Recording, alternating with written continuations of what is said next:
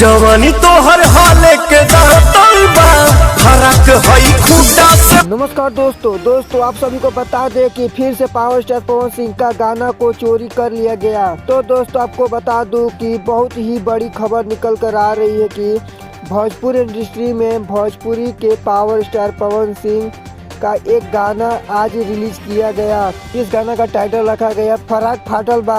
जी हाँ, यह गाना क्या लाजवाब और क्या बेहतरीन बनाया गया है। यह गाने को सुनेंगे तो बोलेंगे कि क्या गाना बनाया है। म्यूजिक दिए हैं प्रियांशु सिंह, लिखे हैं संतोष तिवारी, लेकिन वह साइड में रखिए। आपको बता दूं कि इस गाने को अपने ट्रेंडिंग स्टार कह जाने वाले भोजपुरी के मशहूर कह जाने वाले खेसारी लाल यादव, उन्होंने पावर स्टार पवन सिंह का गाना चुरा कर और इतना जल्दी गाना गाकर रिलीज कर दिए। एक ही दिन में गाना गा भी लिए, एक दिन में गाना भी गा लिए, सब कंप्लीट भी कर लिए। सोचिए भाई साहब कि किस लेवल का गाना चोरी किए हैं अपने ट्रेंडिंग स्टार खेसारी लाल यादव ने। खैर दोस्तों, आपको इस पर क्या राय, आप हमें जरूर कमेंट कर बताएं।